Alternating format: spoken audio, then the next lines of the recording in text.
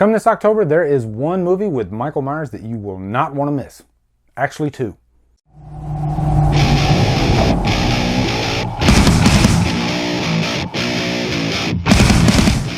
The Spirit of Haddonfield stars Hannah Owens and is directed by Rene Rivas. What's up, guys? This is an exciting day. October 1st is the premiere of The Spirit of Haddonfield. I believe you'll be able to watch it for free on YouTube or whatever platforms Rene Rivas wants it. But Rene Rivas actually wrote and directed this thing. And you can tell after watching this that this is a passion project. So let's get into this review. Now, this is a quick, like 20-minute short film. And I will say it felt like it flew by in 5 minutes. I guess that's the first big pro about it. But really the plot, if I give you a plot synopsis, this is in an alternate universe of H2O. This takes place 20 years after the events of H2O. And, you know, our main character, Hannah, she's just walking home, and then throughout the movie she has to deal with Myers. And so Myers in this movie is played by Vincent DiSanti, actually, too, who was Jason in Never Hike Alone. He also directed that movie, which, as we all know, Never Hike Alone was a fantastic Friday film, and so much so that a lot of people consider it canon. You know, and I think that last 10 minutes helps add to that. And I won't give that away if you haven't seen Never Hike Alone. But Spirit of Haddonfield, I was very excited about this because Womp Stomp Films and, you know, the filmmakers behind Never Hike Alone were behind this. So I knew going into this that this was going to be well taken care of. And one thing that you will notice about this is it's a love letter to the first Halloween movie, to the franchise, but mostly to the first movie. You know, there's a lot of things in this that's going to harken back to that. Not like scene for scene or anything. I mean, there are call-outs to some iconic scenes. But, you know, let's talk about that for a sec. When you're dealing with, you know, iconic scenes in a franchise, if you don't do it the right way, then it's going to come off as silly. Fortunately, Rene Rivas does it not only the right way, but in a new and creative and refreshing way. Now, first off, the big thing I really enjoyed about this was the opening titles. You know, it really gives you that feel of the first movie.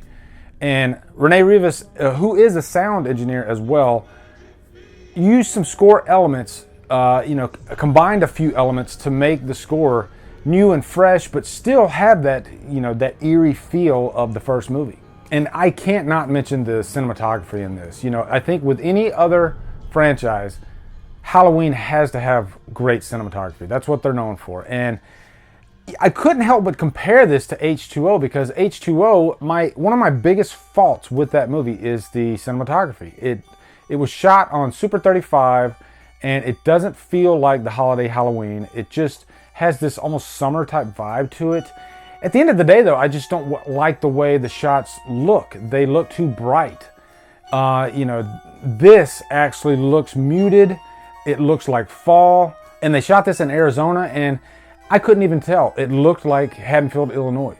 You know, so I guess that goes to show you can shoot a film anywhere and you can still make it look good via the cinematography. And they do a fantastic job with this. Now, I actually spoke with Rene Rivas on the phone after this, just to tell him that I really enjoyed the work that he put into this. And, you know, he told me that Halloween is like his favorite movie. You know, it's what got him into filmmaking. It's what made him want to become a filmmaker. And this really is just a love letter to the first movie. Now, also there's a scene I want to mention in this because I don't want to give anything away. I want you guys to go into this knowing nothing and just really soak it in and enjoy it. Because like I said, it's going to go by in like 5 minutes, even though it's like 20 minutes. It really flies by. Now, there's one scene, and I won't give too much away, where it felt similar to a certain scene with Busta Rhymes and Myers in Resurrection. And since I've seen that scene, I've always thought, you know what? That's not Myers. Myers would never react this way. And the whole scene just felt really silly.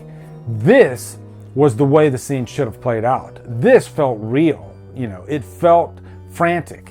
And how do I get myself out of this situation? And I think you'll know what scene I'm talking about once you get to it. And also, Hannah Owens, you know, when you're doing a fan film, acting, it's a tough business, but you know, she does a really good job in this actually. So I have to give her major props for her performance in this. Because really it's her show. She's running this whole thing. She's trying to get away from Myers. And Vincent DeSante does a fantastic job playing Myers actually. But the big thing that I want to harp on is when you're doing a chase scene at the end of a slasher, you know, if you go the lazy route, then you just have the victim running from the killer.